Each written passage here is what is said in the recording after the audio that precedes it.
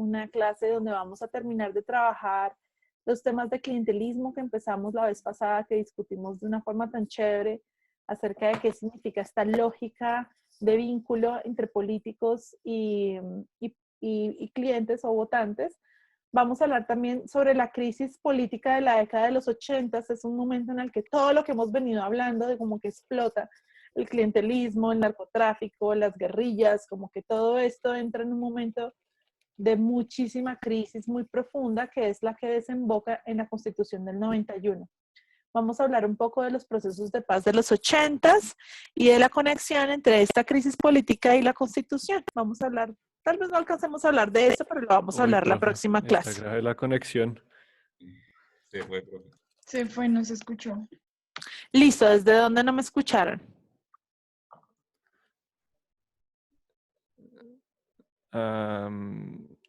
Desde que llegamos a toda la Constitución del 91. Bueno, entonces, básicamente esto que está aquí es lo que vamos a aprender hoy. Vamos a terminar de hablar de clientelismo. Vamos a mirar en qué consistió la crisis política de la década de los 80s. Vamos a hablar un poco de las características de los procesos de paz. Y finalmente vamos a hablar de la conexión de este proceso con la Constitución de 1991. Si falla la conexión, a mí me sale aquí un letrerito, pero generalmente me sale tarde. Entonces me avisan, yo paro un poquito, espero a que vuelva y ustedes me dicen en dónde quedamos y yo repito, sin problema. Listo. Bueno, entonces creo que nos quedamos un poco acá, estuvimos hablando. ¿Quién quisiera de pronto recordar las características principales de la definición de clientelismo, los elementos más importantes de la relación clientelista?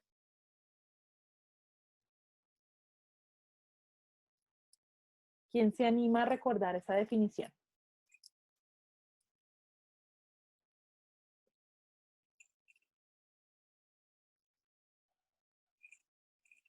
Es una relación jerárquica. ¿Qué más?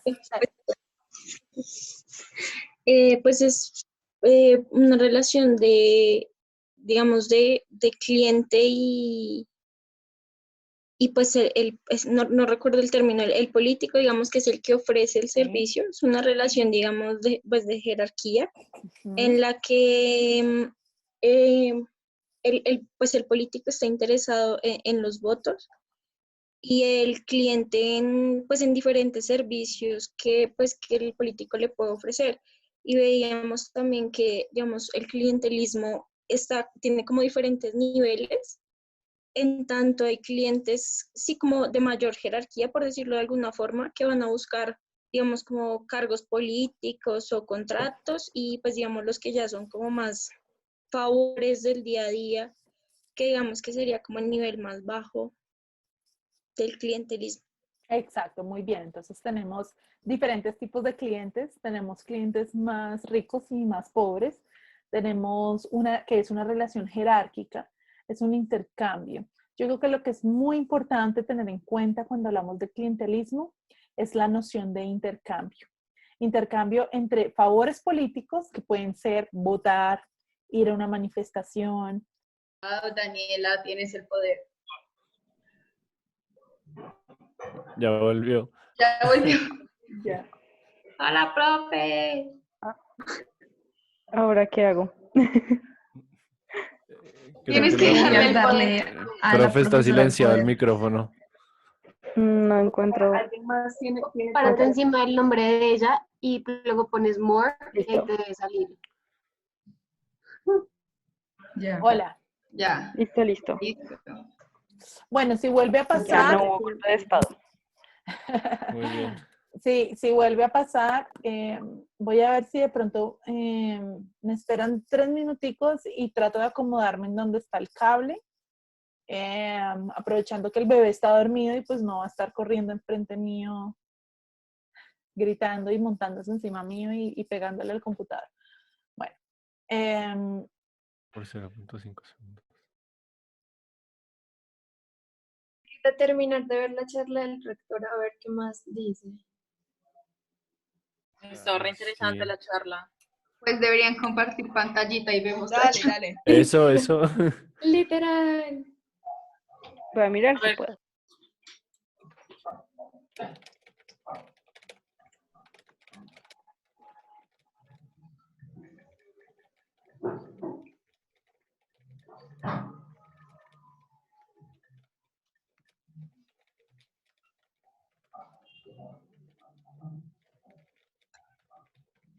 ¿Quién va a compartir pantalla? Vale, vale, ¿no dijiste que ibas a compartir pantalla? ¿Yo? Sí, ¿no? No. ¿Cuándo podría A ver, yo Daniela? intento. Yo intento. O Dani, que es nuestra host. Claro. Daniela, Dani, dale. Ya volvió la profe. Ah, Gracias. Chicos y chicas, miren, voy a intentar hacer la clase, voy a intentar conectarme, pero entonces les pido que me den un minuto para ver, para poner esto. Un segundito, ¿sí? Ya. Tranquila. Vale. Tranquila, profe. Profe, y otra cosa que puedes hacer es no poner el video. Eso traba muchísimo también. No está funcionando. Es que creo que el tema sería la presentación ahí. Exacto, sí. Ah, sí, da igual. No, porque cuando uno comparte pantalla es desconectó. diferente.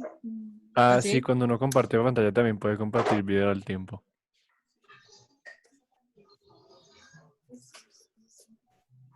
Es que llevo varios días con un internet bastante choppy, bastante malo. Pero bueno. La verdad, todos, profe. No sé si Sí. a alguien más le ha pasado que Sí, a mí también. se traba con todo. Está terrible.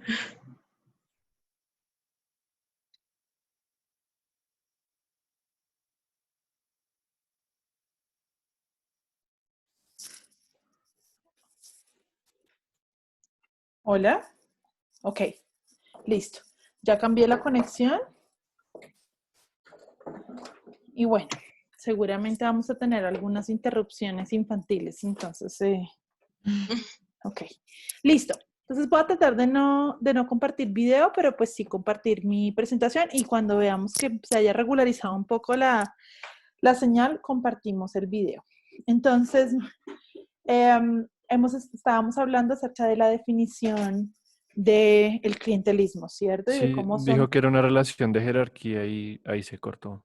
es una relación de jerarquía, donde tenemos un cliente y un líder, donde hay un intercambio. La cosa clave para entender el clientelismo es la noción de intercambio y que el intercambio es contingente, es decir, se otorgan los beneficios, se otorgan las tejas, se otorga la plata, el mercado, siempre es a cambio del apoyo político, presente o futuro, ¿sí? De la elección que ya fue o de la elección que viene. Entonces, es un intercambio de esta naturaleza y es jerárquico. No, es jerárquico, pero yo creo que lo que fue muy valioso de la intervención de Valentina en la clase pasada es que a pesar de que haya una gran asimetría en el poder de los dos miembros de la relación, de todos modos, el cliente tiene poder, ¿sí? Porque el cliente está dando el voto y un voto hace la diferencia. Y el cliente es perfectamente consciente de eso y juega con eso.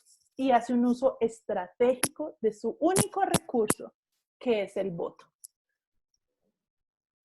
Entonces, durante el Frente Nacional hubo una dinámica en el que se reforzó mutuamente el clientelismo y el bipartidismo.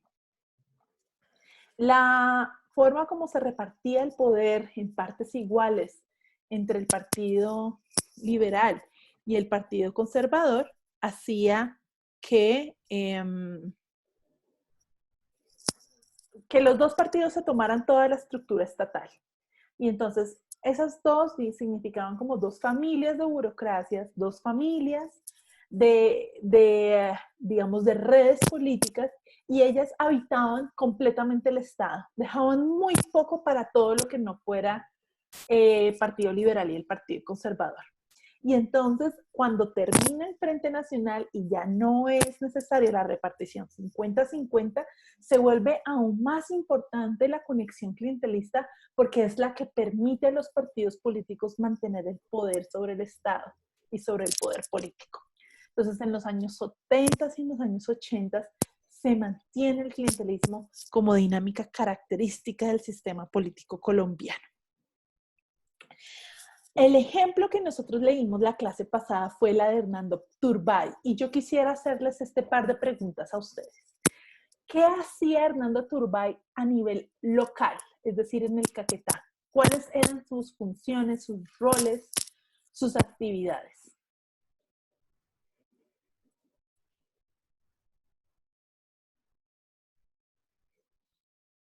Viviana.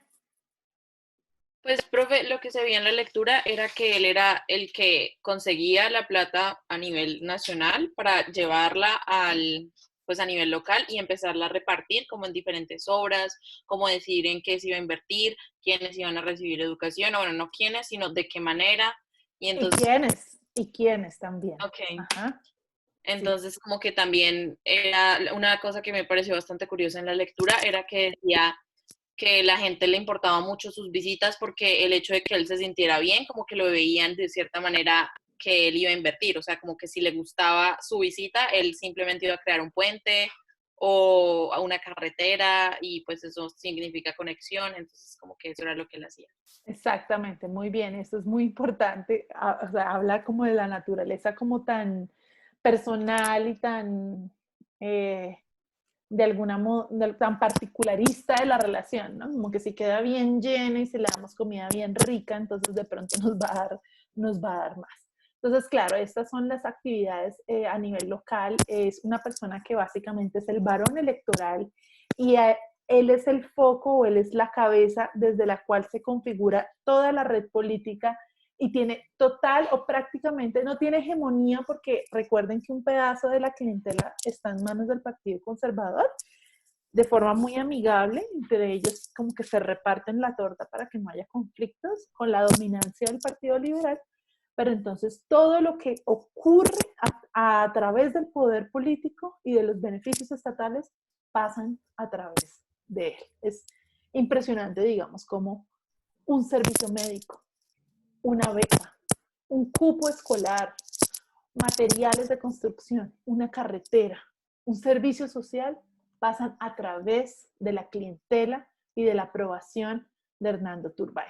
Y lo mismo en todo el país. En todo el país tenemos estos sujetos, estos varones electorales que son los que controlan la red. Y a nivel nacional, ¿qué hacía Hernando Turbay? Era un bueno para nada, era un tipo que nadie conocía, era un politiquero allá impresentable. ¿Quién quiere hablar?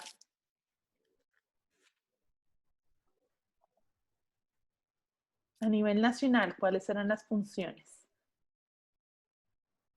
Mariana.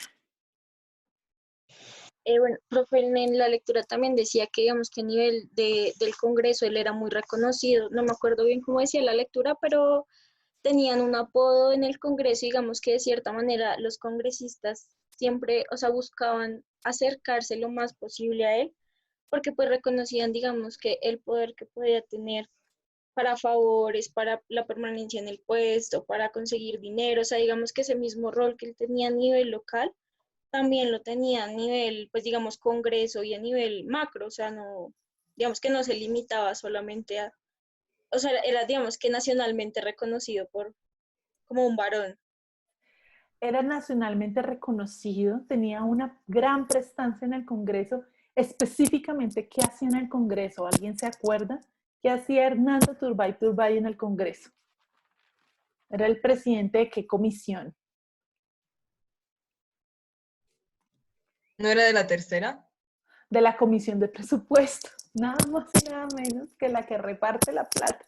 Bueno, no reparte la plata, porque en últimas el Congreso no tiene la iniciativa de gasto, pero sí es la que aprueba el proyecto de presupuesto que viene de Ejecutivo y es la que negocia, la que hace la negociación con el Ejecutivo, como bueno, ustedes quieren hacer esta inversión en esto, nosotros aquí los congresistas pedimos tanto para tal departamento, tanto para tal departamento, tanto para tal departamento.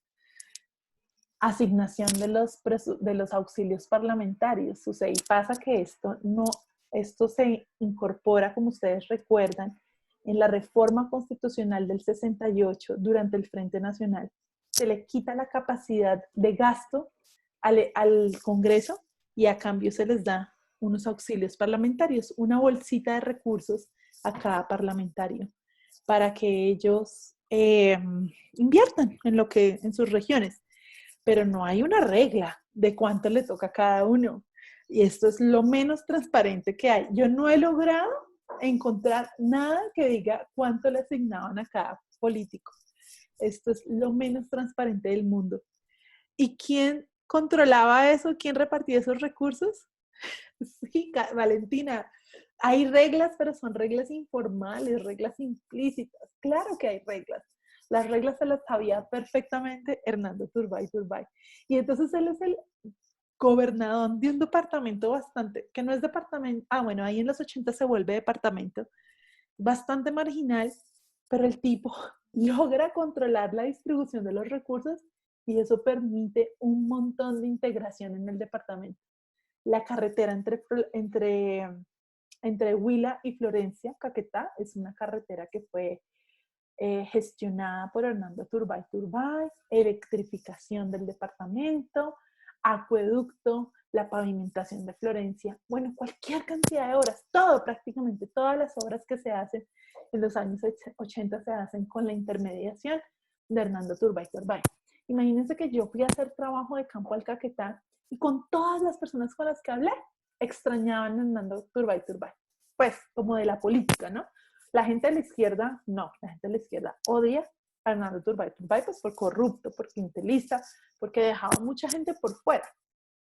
Pero hablé con la gente del gobernador, hablé con la gente del Partido Conservador, hablé con la gente del Centro Democrático, y ellos decían, es que nosotros antes teníamos a Hernando Turbay, y antes teníamos un representante de la Cámara y un representante del Senado. Ahora tenemos apenas representante de la Cámara. Y es muy difícil, no conseguimos nada, no invierten en nuestro territorio, no logramos tener otra carretera con el Huila, no logramos tener conexión con el Meta, no logramos tener una buena inversión en el alcantarillado de la ciudad de Florencia que se inunda, y esto es la falta que nos hace Hernando Turbay. ¿Aquí alguien sabe más o menos como el tejemanije regional del Congreso? Yo quiero preguntarles, a ver, de pronto ustedes, ¿quién sabe mucho de salud en el Congreso? ¿Alguien le ha seguido la pista a esto? ¿Qué, profe, perdón? ¿Quién sabe mucho de salud en el Congreso? No, pues, personalmente no. ¿Quién sabe mucho de educación en el Congreso? O sea, ¿no? la persona que habla con propiedad de educación, ¿no? Bueno, pues fíjense que en Colombia sucede esto que es muy interesante, y es que políticos que son súper clientelistas, que son súper corruptos, en sus territorios, en el Congreso, son autoridades en materias muy concretas. Entonces, por ejemplo, una persona como Dilian Francisca Toro o como Roy Barreras, estos sujetos son como los dueños de una clientela tremenda en el Valle del Cauca, tremenda. Ellos controlan todo lo que tiene que ver con el sector salud, y en el Congreso posan como los expertos en política de salud y saben realmente, los tipos saben, o sea, no es que no sepan, ellos saben de estos temas. Entonces estos políticos clientelistas tienen como un montón de roles súper extraños. A nivel central son señores de Estado y a nivel local son la gente más clientelista del mundo. Renan Barco Vargas, por ejemplo, es un político que era del Boyacá, un tipo increíble, un clientelista de 3 pesos, pero en el Congreso hasta que se murió era el que organizaba el presupuesto de la nación.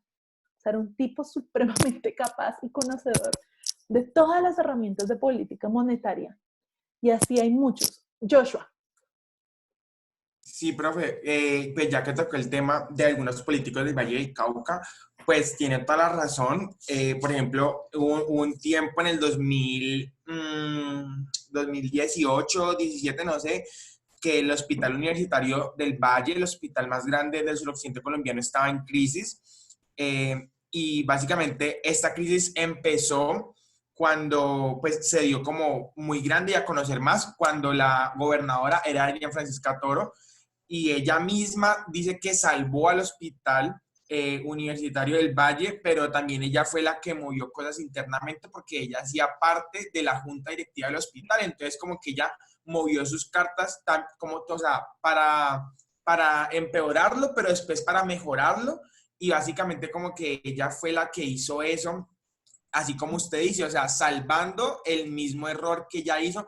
Y lo mismo con Roy Barreras, justo se tocó esos dos personajes y en esos dos temas, sobre todo en salud, que es donde ellos más se mueven y más como que tocan y mueven sus cartas. Y en el Congreso hay una repartición temática súper interesante de personas. Hay, por ejemplo, senadores que son muy activos en el tema de pensiones, muy activos en el tema de infraestructura, muy activos en el tema de hidroeléctricas. Claro, tienen intereses regionales en esos temas, pero es impresionante que tienen un doble rol de ser como hombres de Estado, ser estadistas un poco y también ser las cabezas de unas clientelas regionales tremendas. Entonces, una de las funciones más importantes del clientelismo en Colombia es la articulación del nivel regional, local y nacional. Y entonces estos tipos que fungen como congresistas en el centro y también son los líderes de las clientelas en las regiones, es esa cadena, pues es esa cadena sí que interconecta, esa cadena, esa correa de transmisión del Estado. Y ellos son el Estado en ese sentido. Ellos son la manifestación local del Estado. Son muy importantes su papel de articulación. El clientelismo no es solamente repartición de cosas, sino también es lo que aglutina, lo que junta esto, lo que está juntando el país. Si no fuera por Hernando Turbay, señores y señoras, el Caquetá, pues quién sabe que de pronto hasta en mi carretera habría el Caquetá, ¿sí? De pronto ni luz tendría el Caquetá. Las zonas rurales tampoco la tienen hoy en día, pero bueno, algo de luz hay. Entonces, de algún modo es una correa de transmisión entre el nivel local, el nacional y el regional, y por eso es tan importante como sistema de reproducción y de articulación de la política. Bueno, hemos tenido un poquito como de dificultad tecnológica y tenía preparada una pequeña discusión sobre esto. Nicolás, ¿te escuchamos? Profe, yo quería preguntarle respecto a las comunidades indígenas, palenqueras y todo esto, ¿cómo se daba el clientelismo en Igual, esos? igual. Hay clientelismos, hay clientelistas negros, hay clientelistas indígenas, hay clientelistas raizales. O sea, esto es igual. Y donde se opera la lógica de inclusión-exclusión, ¿no? Porque no todo el mundo puede entrar a ser parte de la clientela. Y la clientela genera unos beneficiados, pero también unos excluidos. Pero están muy bien documentadas las dinámicas de clientelismo en las comunidades indígenas del Cauca, por ejemplo. Muy bien documentadas. Entonces, este sistema funciona igual, con inclusión y exclusión. Inclusión de unos líderes, exclusión de la mayor parte de la gente, pero donde hay también una relación jerárquica e instrumental entre votantes y políticos. María Camila. Pero, profe, yo no entendí, perdón, qué pena. No entendí si hablas de inclusión de líderes en la clientela mainstream, entre comillas, o... Mainstream, como conservadores sobre todo. Ándale, gracias. Mainstream. No es que tengan una clientela diferente. Clientela diferente a partir de 1991. A partir de 1991 ellos se vuelven su propia cabeza de clientela. Pero hasta 1991 la clientela mainstream, es decir, conexiones de políticos del Cauca con indígenas del Cauca, hay muchas. Los comunidades indígenas del Naya, del Alto Cauca, movilizadas por un político, mejor dicho, el martes bloquean la Panamericana para exigir política de tierras y exigir inversión, y el jueves están en el rally del político. Estas dinámicas no entran en contradicción, es que la gente es instrumental, es estratégica, le apuesta a todo. Profe, ¿puede volver a la diapositiva anterior un momentito, por favor? Sí, claro. ¿Está? ¿Está, Nicolás? Sí. Sí, profe, gracias. Bueno, entonces yo quiero que ustedes aquí en... Ah, bueno, Valentina, perdona, sí. Hola, profe, ¿cómo estás? Buenos días. Buenos días. Es que respecto, digamos, a lo que preguntaba el compañero Nicolás, respecto a, digamos, a lo de el clientelismo en los resguardos, por ejemplo, indígenas, pues digamos que pasa muchísimo. En Orocue hay una etnia indígena que son los sálivas. De hecho, creo que tienen más del 50% de los sálivas están en Orocue. Y el clientelismo, digamos que ellos se rigen por un plan de vida que sería como un programa de gobierno. Digamos, está distribuido en 8 resguardos indígenas, cada uno pues tiene su nombre y tienen como un gobernador. Entonces hay, digamos, un líder de cada resguardo y el nivel de clientelismo también pues es muchísimo. Por ejemplo, en campaña, pues digamos que la gente sabía, digamos, qué gobernador estaba con qué candidato. Entonces, como que trataba de jalar a su comunidad, a su resguardo, para digamos, el candidato que le convenía al gobernador de ese resguardo. Entonces, las prácticas clientelistas son bastante grandes también en los resguardos. Exactamente, miren. Y muy marcadas. Yo quisiera, voy a ser un poco grosera, pero mi como mentor intelectual se llama Fernán González. Nosotros hemos leído mucho de Fernán, yo trabajé muchos años con él. Y es un tipo muy viejo, ya tiene muchos años, como 80 y muchos. Y es muy sabio, tiene mucha sabiduría y un conocimiento de la política colombiana única. Y una de las frases clásicas de Fernán González es esta: la hijueputez está democráticamente repartida. Entonces, hay hijueputas en todo lado, entre los negros, entre los indígenas, entre los mestizos, esto está democráticamente repartido. Y era algo que él decía mucho cuando desde el CINEP, que es una institución, una ONG, muy popular, muy de izquierda, muy como de esta tendencia progre, muy progre.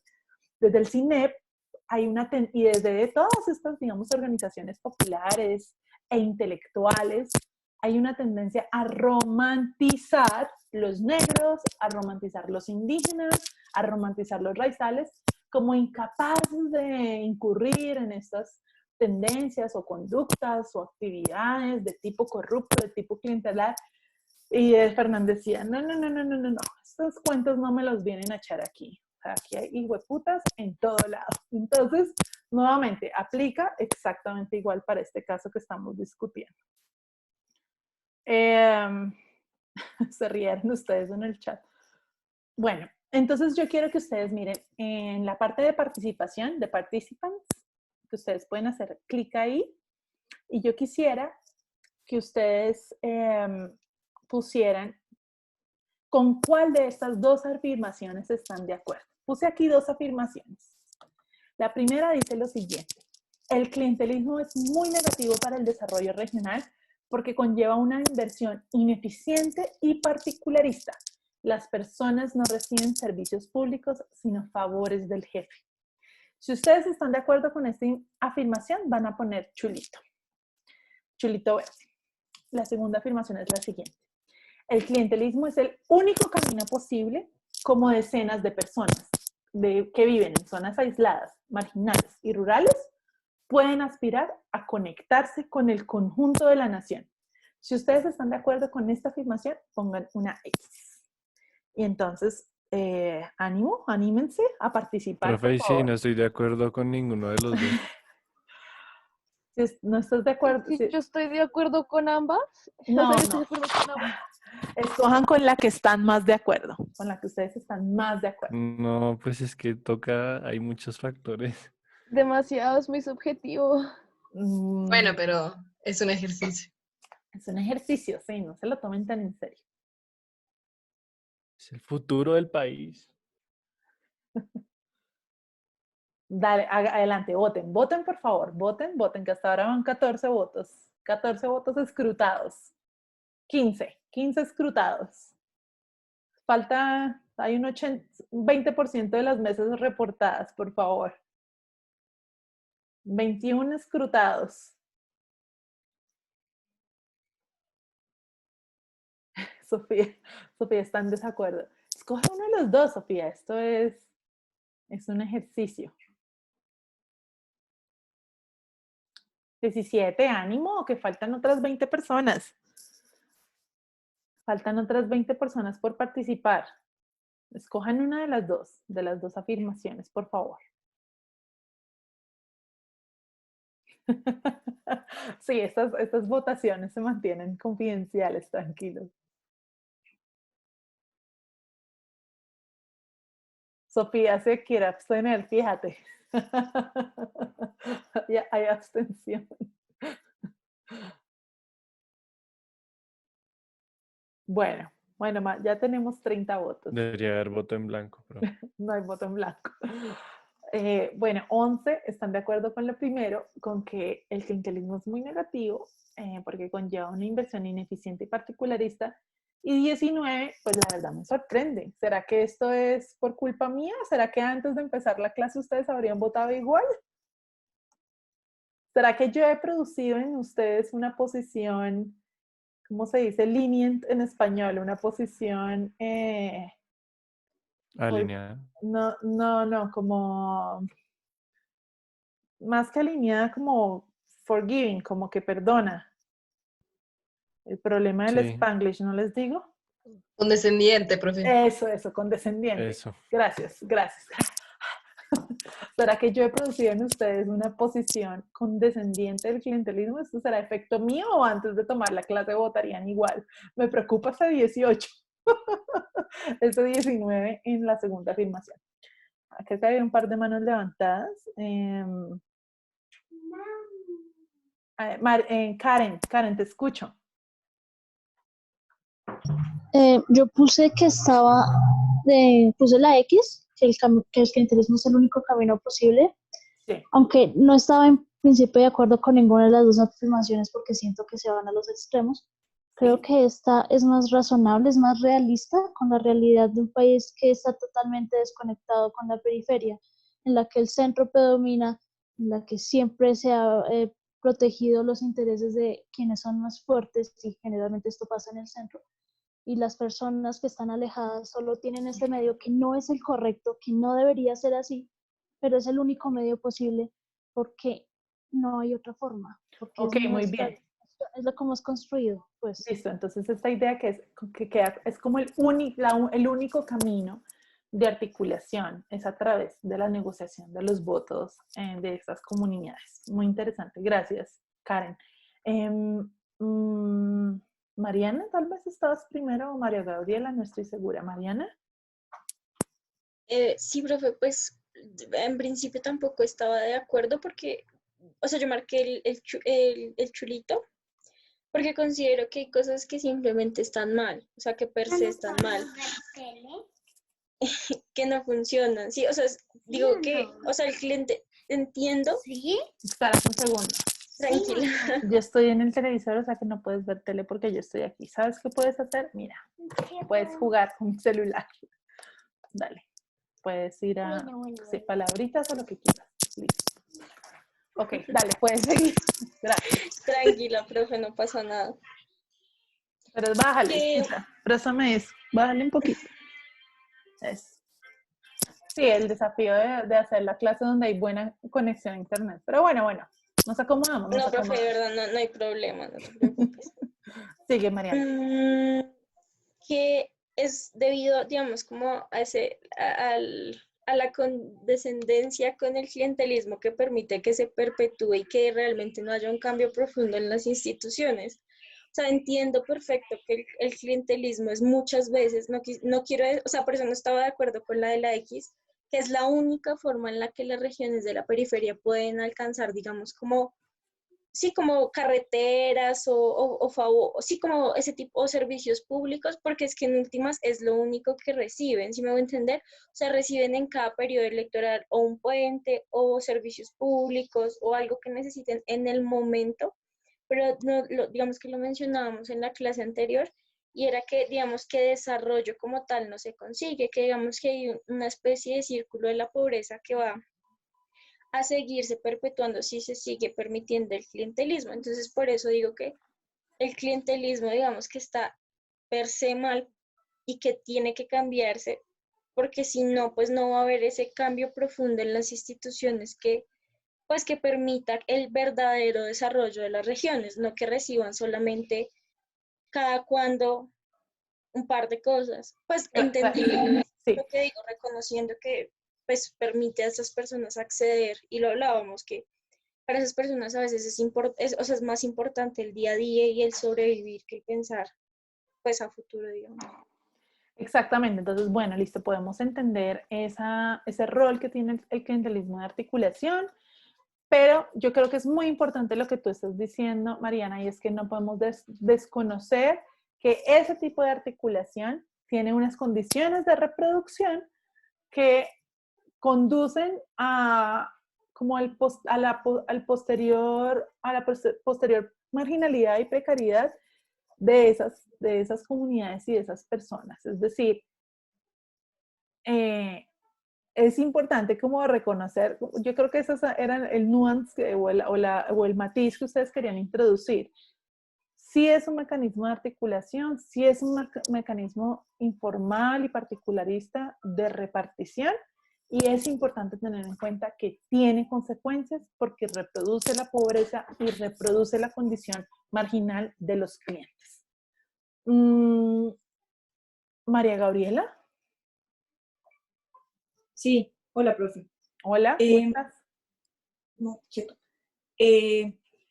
Yo no estoy ni quieto, perdón. Otra clase de desafíos. No, déjalo meterse ahí. Me acuerdo ni en desacuerdo con ninguna de las dos, porque las dos son ciertas, tristemente, ¿sí? Entonces, tanto es una forma de clientelismo en el que se hace el favor a los jefes, y también se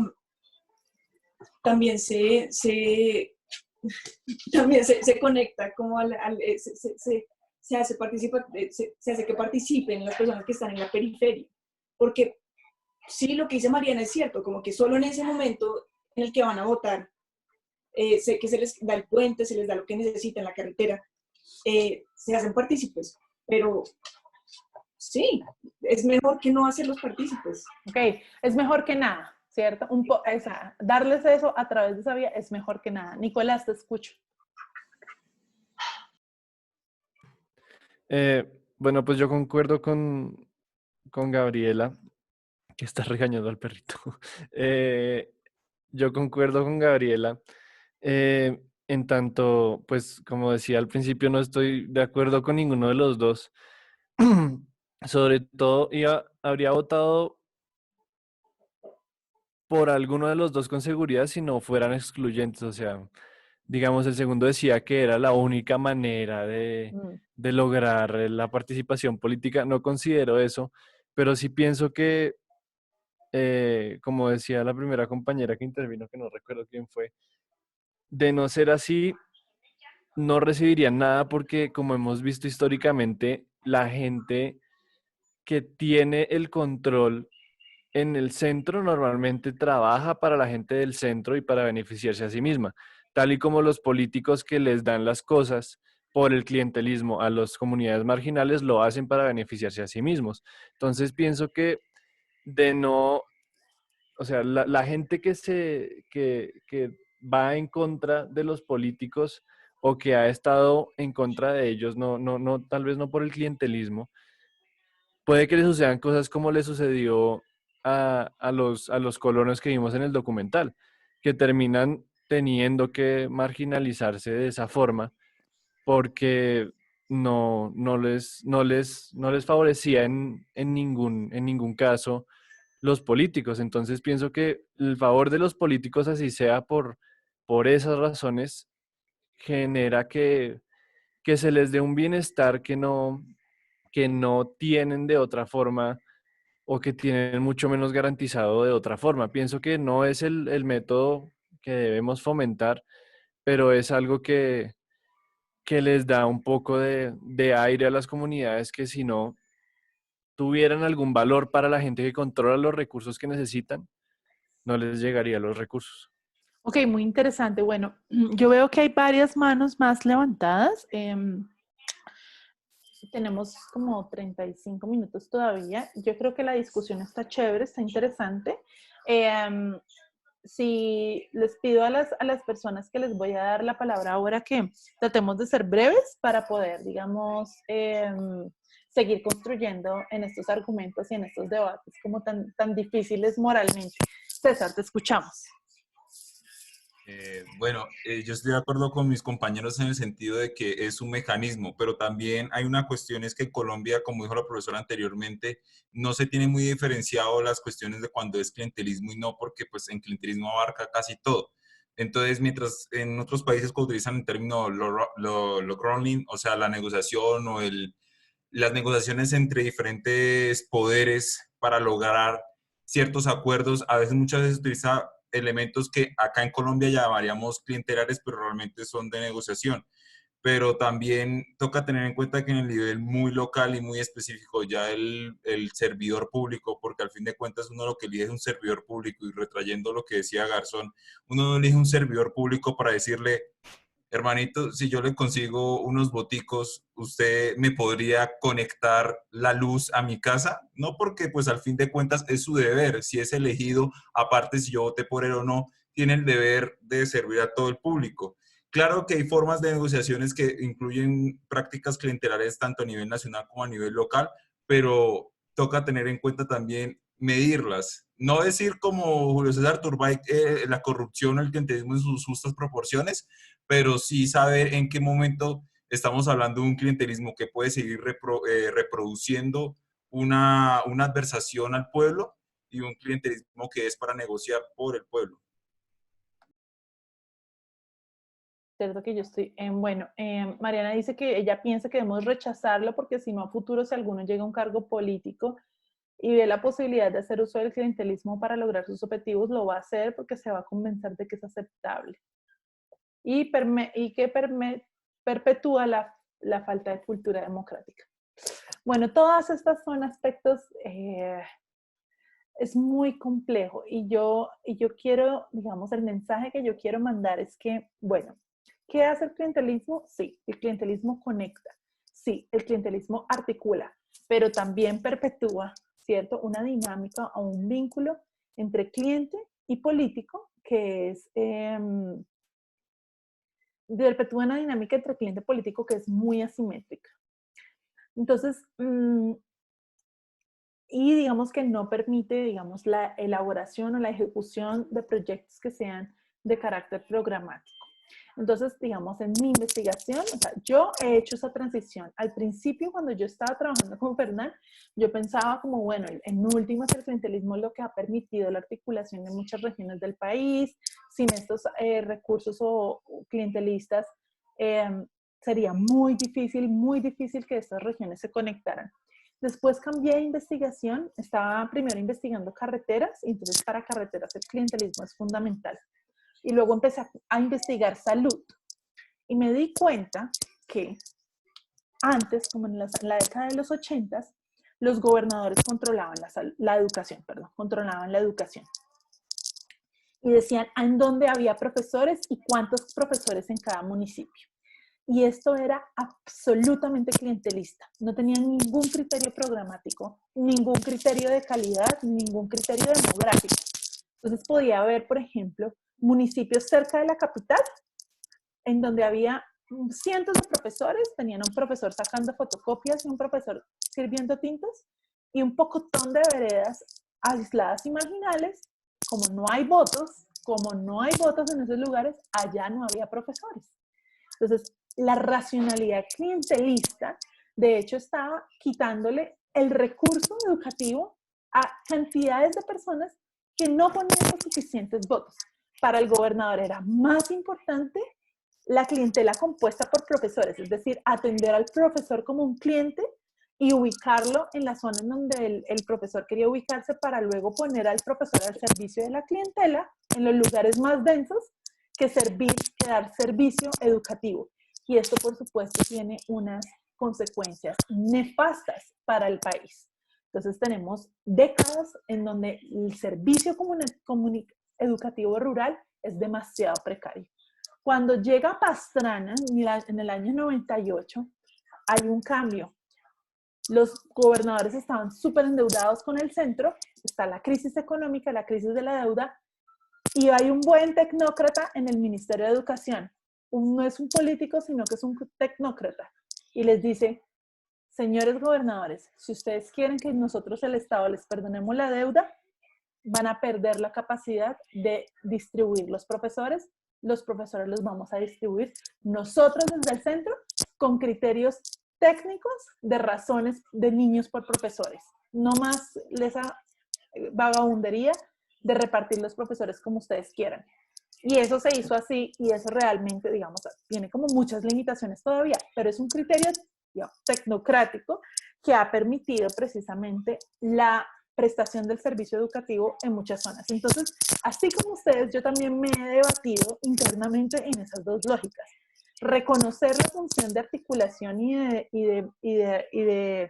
digamos, de juntar el centro con las regiones, pero reconocer que en ese sistema hay mucha exclusión y es una exclusión que no podemos justificar también. O sea, tenemos que ser conscientes de las condiciones estructurales que se reproducen con el sistema clientelista. ¿Ok? Bueno, sí, un poco eso. Eso era lo que les quería contar. Laura, ¿tú querías hacer un comentario? Laura. Y yo sí, como más una pregunta, porque llega un punto en que ya se mete tanto en la sociedad que si a mí no me van a dar nada por votar, entonces, ¿por qué la salida no sería no votar? La salida es no votar. Por eso hay un 50% de abstención. O sea, eso es lo que produce el clientelismo. El clientelismo produce mucha gente excluida y entonces la gente excluida se sale del sistema. Se sale del sistema y entonces no invierte en él, no hace parte de él, queda excluida. Entonces, por eso es que tenemos unos índices de abstención tan altos. Valentina, brevemente. Sí, profe, es que iba a decir, por ejemplo, que uno con estos temas del clientelismo siempre se encuentra en un dilema. ¿Por qué es y por qué sí es? Y por qué no debe permanecer y por qué muchas veces sigue, digamos, en la política colombiana. Y yo decía como, por ejemplo, ahorita una que César creo que fue el que habló, digamos, de los servidores públicos y pensaba, por ejemplo, en las casas de interés social. En muchos municipios y en ciudades, pues, hacen este tipo de proyectos, pero, por ejemplo, el alcalde, el servidor público es el que mete la mano como para decir, a estos sí les damos casa, a pesar de que todos hayan entregado los requisitos, y muchas veces los que salen beneficiados son realmente los que tienen recursos para tener una propiedad, y ahí es donde, digamos que el deber ser del funcionario público pues queda sobre el piso. Claro, ¿no? Y el clientelismo distorsiona mucho también. Exactamente. Eso. Es decir, el clientelismo generalmente, o sea, en algún momento el clientelismo llegaba a las personas que más lo necesitaban, pero en la medida en que los que están articulados a las clientelas van mejorando su calidad de vida, luego el clientelismo lo que hace es distorsionar la distribución de los recursos y genera, digamos, una pared o una barrera, y entonces los que más necesitan no son a las personas a las que les llegan los recursos. Y salen beneficiados los que sí tienen, exacto, digamos, los recursos. Y eso, tal cual, y eso pasa en todos los niveles. Entonces, los que no necesitan más profesores son a los que les llegan profesores porque ya tienen cierto poder político. Miren, por ejemplo, en el tema de narcotráfico y en la financiación de los proyectos productivos para hacer el tránsito de narcotráfico, de cultivo de coca, a otros cultivos. Pues ustedes miran la lista de las personas que cultivan coca y las personas que reciben proyectos productivos. Lamento decirles, queridos y queridas, que llevamos 20 años botando la plata. A esta gente no le llega nada. A la gente a la que le llegan la financiación de proyectos productivos para hacer transición es gente que hace parte de las clientelas de la ONU, no las clientelas de los políticos también, pero las clientelas de la ONU, las clientelas de las ONGs, las clientelas de distintas organizaciones sociales. Es muy grave esto, porque significa que es, digamos, un mecanismo de distribución de recursos que hace que sea cada vez más difícil la transición y la superación del problema del narcotráfico. Esto es un poco aterradora, la relación entre beneficiarios y reales y los beneficiarios realmente merecedores, y eso se reproduce como a todos los niveles. Entonces tenemos que el clientelismo produce como esta dilema moral y esta dualidad, y es difícil decidirnos en esto, es difícil. Tenemos que reconocer que hay articulación, tenemos que reconocer que gente no tendría acceso a ciertas cosas, servicios y espacios sin el clientelismo, pero también hay que reconocer la corrupción que produce el cierre del sistema político a otros partidos y otras fuerzas. Tenemos que reconocer en el largo plazo, esto produce un gran desencanto de los ciudadanos y una gran falta de legitimidad en el régimen político. Y por supuesto que va en desmedro de construir otro tipo de vínculos, como por ejemplo los vínculos programáticos. Bueno, entonces nosotros hemos estado hablando toda la clase de las funciones de articulación que han tenido el Partido Liberal y el Partido Conservador en la formación de la nación colombiana. Y hasta el cansancio hemos hablado, digamos, de cómo así entendemos el siglo XIX y cómo a partir del siglo XX este modelo empieza a ser un poco de agua. Cada vez se vuelve más chiquita la red, se vuelve más incompleta, más segmentada. Y es una red lo suficientemente grande para mantenerse en el poder. Eso es lo que se conoce en la ciencia política con el concepto de una coalición mínimamente ganadora. Y esto es lo que hace el clientelismo, construir esa coalición mínima para mantenerse en el poder, dejando a mucha gente por fuera. Entonces, hemos visto cómo en eso de dejar mucha gente por fuera, empiezan a surgir organizaciones.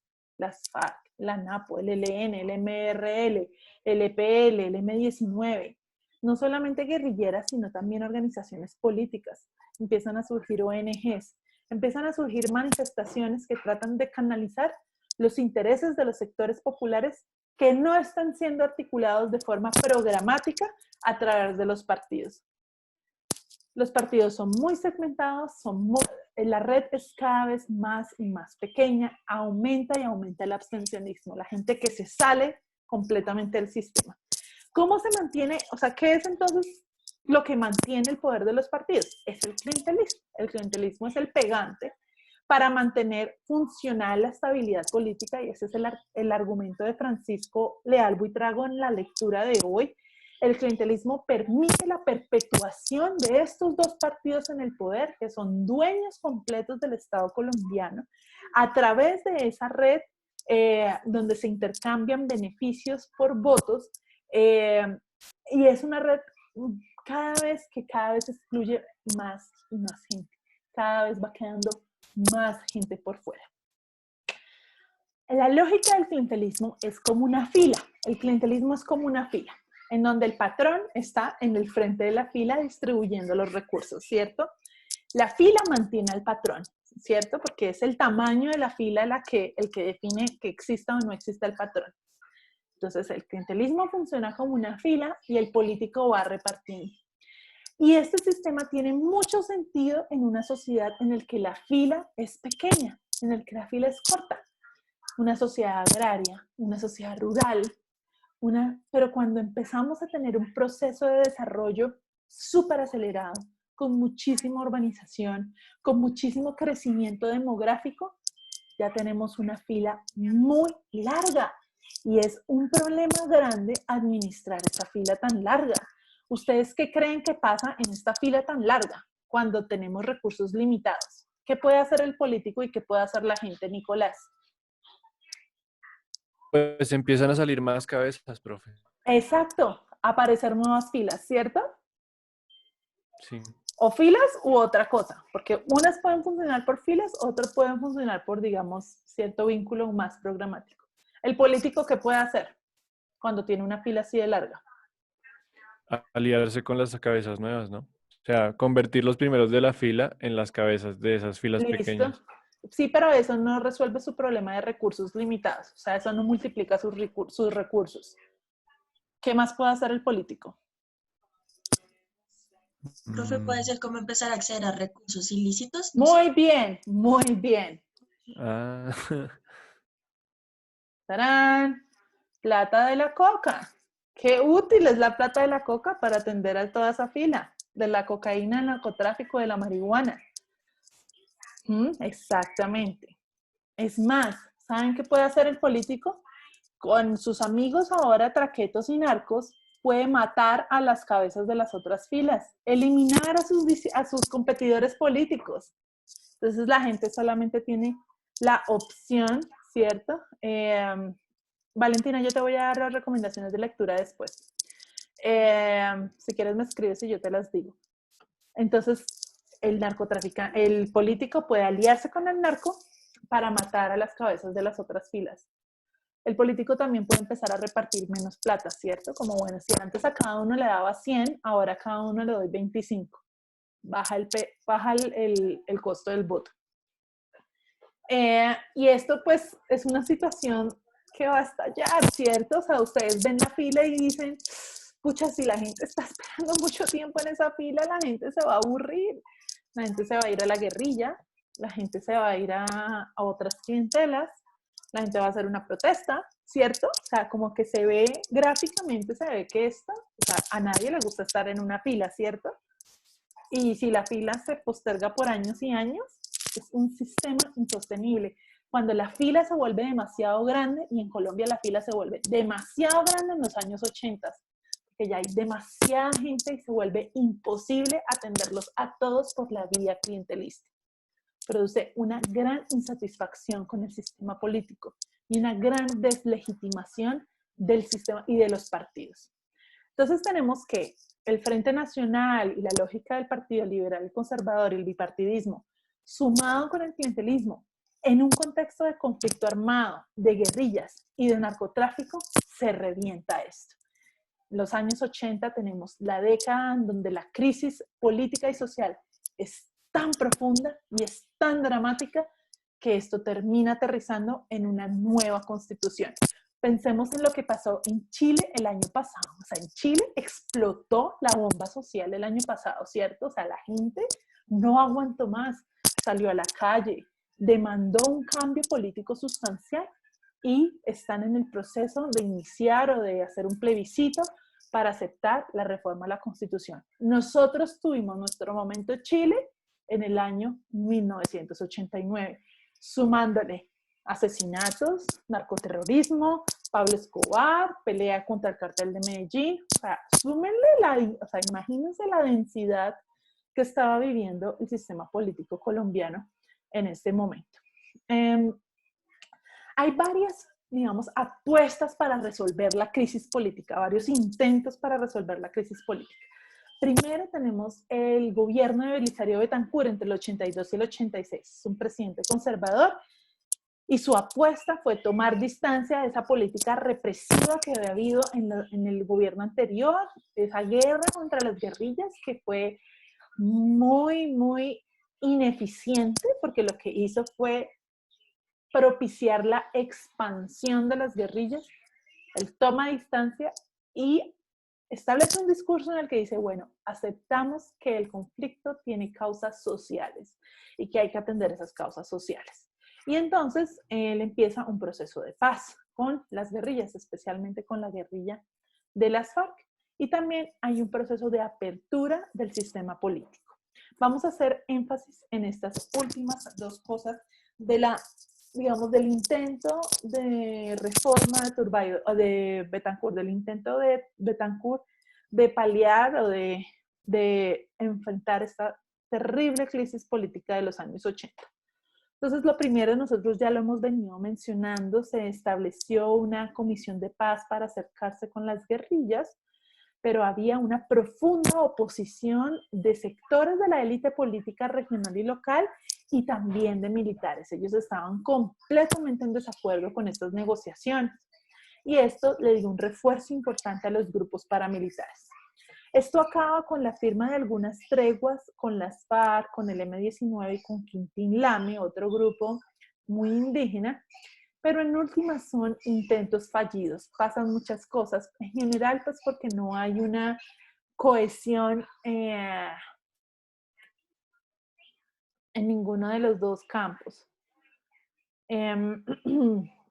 Sí, perdón, es que yo no vi más los participantes. Valentina, ¿tienes una pregunta? Sí, profe, tengo una pregunta y es que las Fuerzas Armadas se oponen por cuestiones también Ideológicas.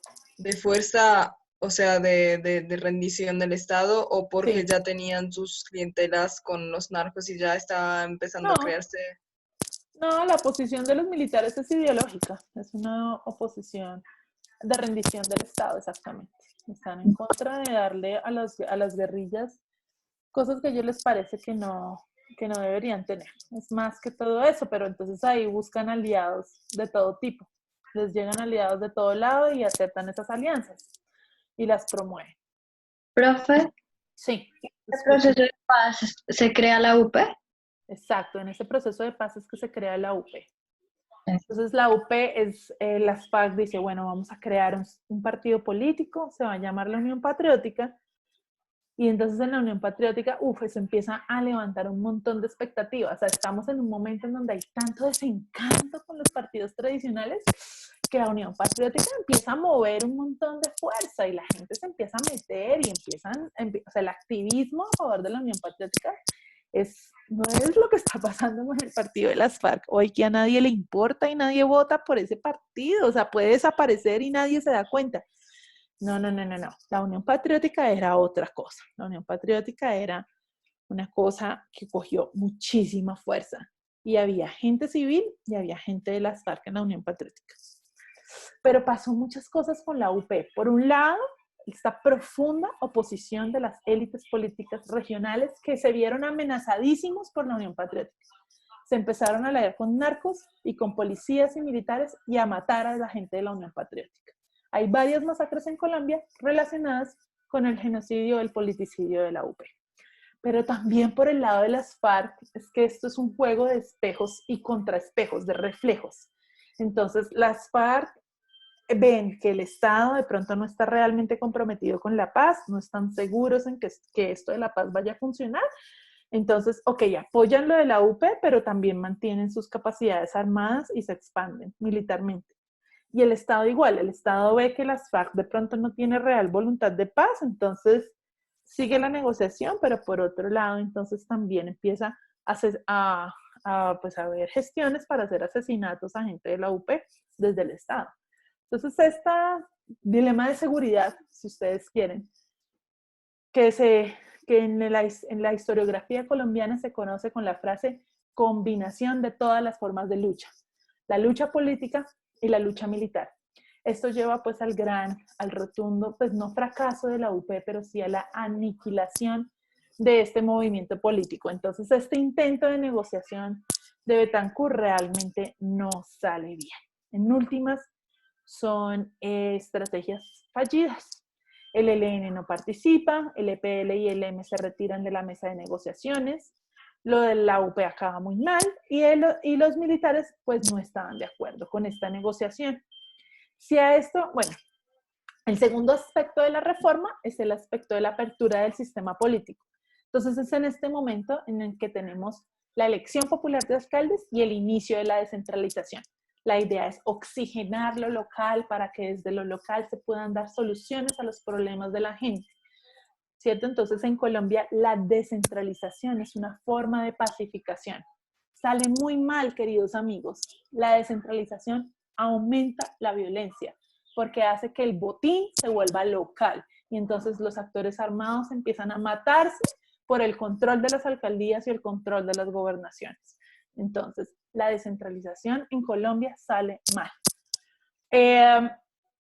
tenemos en 1985 un momento muy oscuro en la historia de Colombia, muy oscuro, el más oscuro en el gobierno de Belisario Betancur, la toma del Palacio de Justicia por la guerrilla del M-19.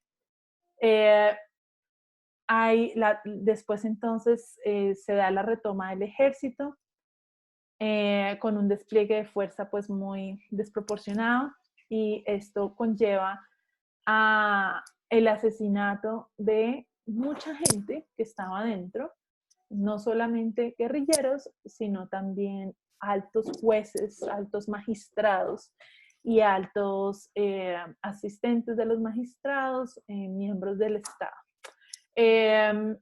Hubo, digamos, todos conocemos aquí seguramente esto, que salieron unas personas con vida, después hubo unos desaparecidos del Palacio de Justicia, y esto todavía no se ha acabado de resolver. Con esto del Palacio de Justicia, los intentos de paz de Belisario Betancur se vieron fuertemente disminuidos. Esto, digamos que agrava la crisis política que estaba viviendo el país y el gobierno. El siguiente gobierno es el de Virgilio Barco, es un político diferente en el sentido que no es un político tradicional, es más bien un tecnócrata, se elige por el Partido Liberal y él coincide con Betancur de que hay que atender esas causas objetivas de la violencia, y la forma de él de darle salida a la crisis política es dos cosas. Con el Plan Nacional de Rehabilitación, que es un programa del gobierno de llevar inversión estatal a las zonas marginales y periféricas en donde tienen más fortaleza la presencia de las guerrillas. Entonces hay unos programas de inversión, de vías, de carreteras, de distintas cosas. Esto pues digamos que ayudó a muchas comunidades y pues en realidad tuvo algunos efectos positivos, pero no tuvo mucha continuidad tampoco. Y por otro lado, hizo una negociación exitosa con el M-19, aunque un poco tarde en su mandato. El otro aspecto es el aspecto político. Y es que él dice, bueno, esto del Frente Nacional, de la repartición de todo por liberales y conservadores, no, acabemos esto. Vamos a tener un esquema de gobierno y oposición. El gobierno es el Partido Liberal, la oposición es el resto. Y a través de ese esquema de gobierno-oposición se pueden articular mejor las demandas de la gente excluida, pues porque van a encontrar salida en el sistema político a través de la oposición. No funcionó así como muy bien tampoco. Tenemos el evento de desmovilización del M-19, de dejación de armas. Esto, digamos que el M-19, después de lo que pasó en el Palacio de Justicia, saben aprovechar, digamos, la crisis y la coyuntura. Ellos luego, digamos, hacen unos acercamientos y esto termina bien para ellos porque en últimas acaba con la Constitución de 1991, ¿cierto? Entonces ellos se desmovilizan para lograr una profunda reforma política. El gobierno de Virgilio Barco pues se ve asediado por el narcoterrorismo, por el embate de los narcotraficantes en contra del Estado colombiano, en contra del Tratado de Extradición. Se asesinan a varios candidatos presidenciales, entonces realmente la presidencia de Virgilio Barco no logra resolver la profunda crisis política en la que estaba Colombia por la deslegitimación creada por el clientelismo, por el embate del narcoterrorismo y también por el conflicto armado. Escucho había una mano levantada y ya no la veo. Daniela. En otra clase estaba viendo como la desmovilización del M-19 y el profe nos decía que eso también como que trajo un poco de avance para el país, porque otras guerrillas como la de Quintín Lame también se desmovilizaron, unas guerrillas más pequeñas que habían en el país, pues como que siguieron el ejemplo del M-19. Sí, EPL, Quintín Lame y M-19 y otras guerrillas pequeñas, la Corriente de Renovación Socialista y otra guerrillita también pequeña de ese estilo también se desmovilizaron. Hubo una desmovilización de varias guerrillas. No se desmovilizan el ELN ni las FARC. Entonces, en todo este proceso, y sobre todo lo del narcoterrorismo, esto digamos que fue muy duro para la institucionalidad colombiana porque era un cuestionamiento de todas sus bases institucionales, genera una crisis demasiado profunda que abre el camino a una nueva constitución en medio de la agudización de la violencia. Y esto es lo que vamos a hablar la próxima clase, en donde voy a traer de invitada a Sandra, y pues la voy a traer de invitada porque Sandra es muy experta en este tema de la Constitución de 1991. Yo realmente no domino tan bien estos temas, este tema de la Constitución, ella es realmente experta en eso, entonces voy a aprovechar su experticia y la voy a invitar a la clase. Y bueno, chicos y chicas, hay preguntas, hay comentarios, aprovechemos estos últimos 4 minutos de la clase, de pronto para discutir expectativas, qué viene, qué sigue, qué pienso de todo esto. Karen.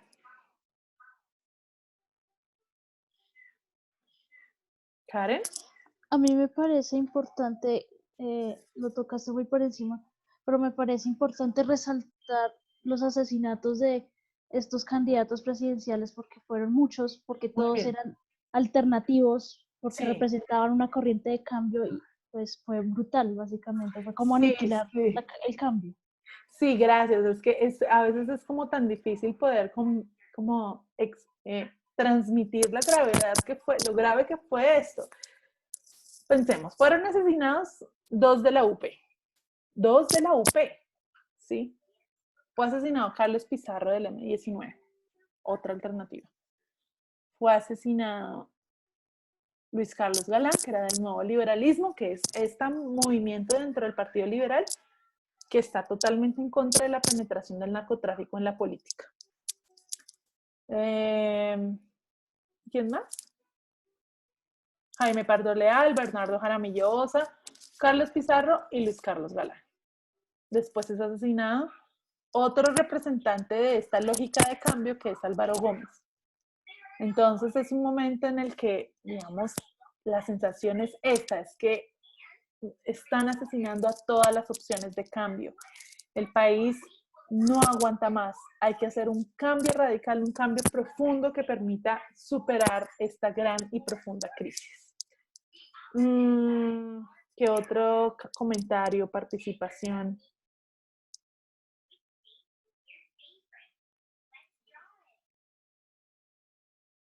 Sofía.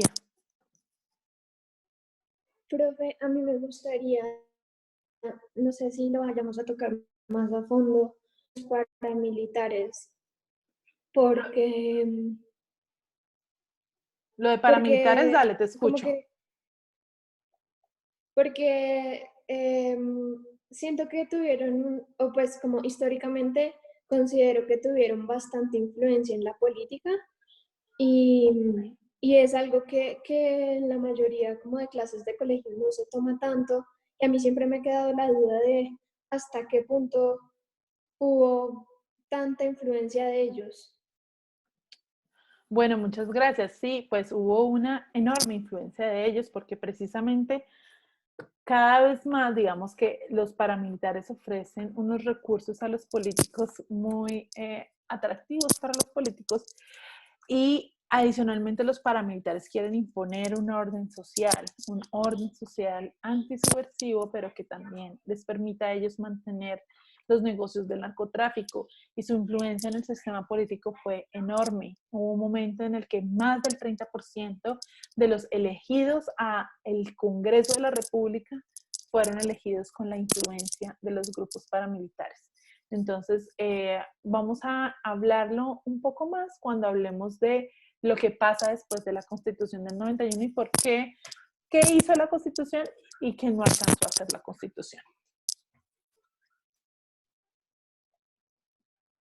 Bueno, chicos, no siendo más, entonces muchas gracias por venir hoy. Nos vemos el próximo jueves cuando hablemos con la profe Sandra. Karen, perdón, ¿tienes un comentario? No, solo es una pregunta. Nosotros hasta qué año, si se puede así, vamos en el programa, llegamos hasta Santos, no sé, o Uribe. No, nosotros hacemos básicamente hasta Constitución del 91 y como un afterthought, como un suspiro de, bueno, ¿qué pasa? Así muy, muy por encima, qué pasa después, pero no alcanzamos a hablar mucho de eso. Profe, Sí. la verdad no he revisado, pero no sé si sería posible que nos pusieras como las indicaciones para el Para el trabajo. taller. Sí. Para el taller de narcotráfico. Sí, hoy los monto. Vale, gracias. ¿Y es en grupos o...? Como quieran, como quieran. Profe, yo te envío un correo con respecto a lo del trabajo de la familia y no me María das la Paula, yo lo recibí, lo tengo vale, súper vale. pendiente. Yo hoy hago lo posible por respondértelo también. Vale, gracias. Qué pena. Tranquila. Gracias, profe. Bueno, chicos. Bueno. Gracias, profe.